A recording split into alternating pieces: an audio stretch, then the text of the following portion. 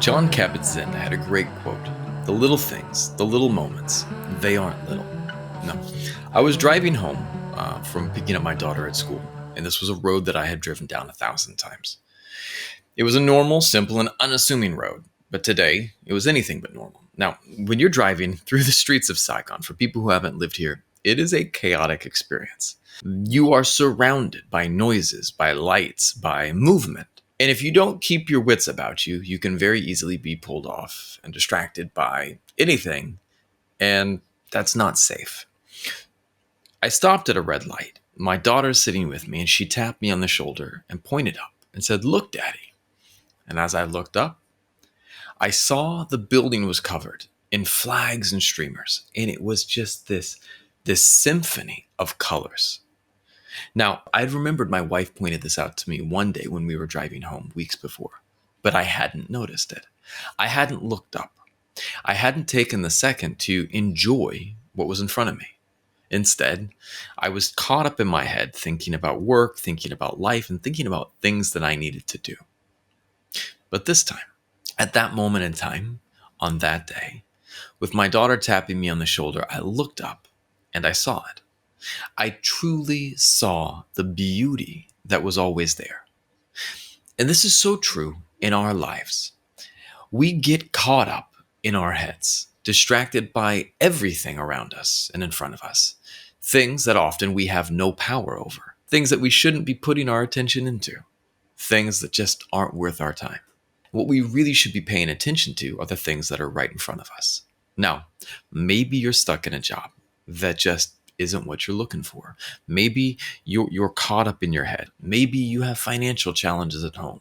Maybe your marriage needs some work. But maybe those things that are taking up all of your time and all of the real estate in your head are actually things that if you could step back from them, you might find a solution for.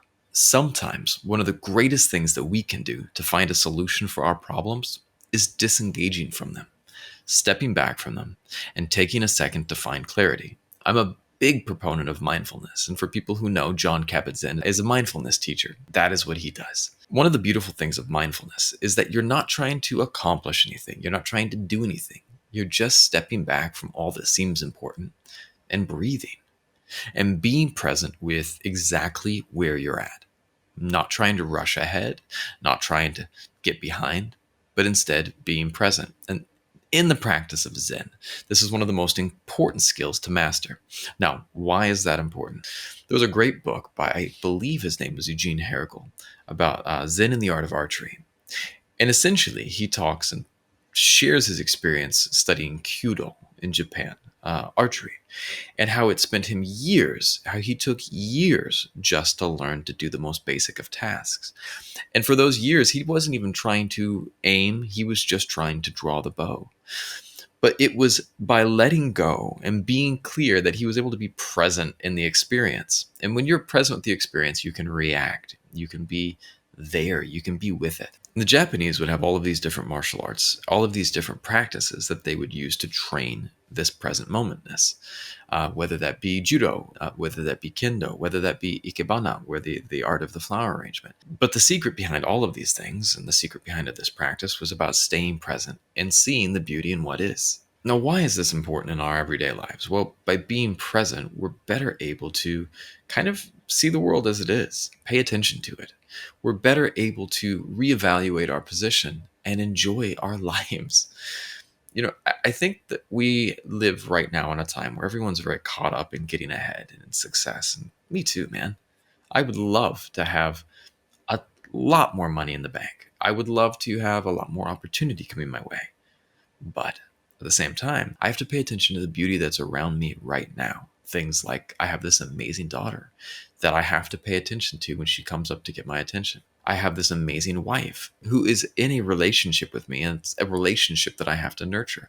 And I can only do that by being present. Here are 3 ways you can be more present and appreciate the beauty in your life. Now, number 1, as I shared earlier, practice mindfulness. Now, mindfulness is a technique that is simply the practice of observing the breath, focusing on the inhale and focusing on the exhale, focusing on that present moment and your breath without judgment. If you feel pain, just let it be there.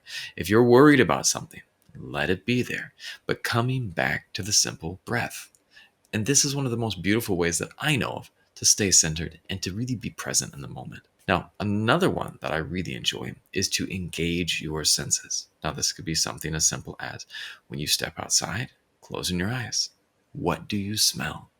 Is it the cedar trees down the street? Is it the trash that someone threw on the ground? What is it? Now, it doesn't have to be a positive thing. It is simply focusing on your senses and allowing them to pull you into the present moment. Thich Nhat Hanh, the famous Vietnamese Buddhist monk, had a great one. And he gave someone an apricot or a peach, and he says, "Eat this." And he wanted them to be in the present moment and eat it. They were asking him questions about Buddhism and life, and he's like, "You're holding this beautiful peach that in a second will be gone. And you will have not been present in the process of eating it, even though you were the one consuming it."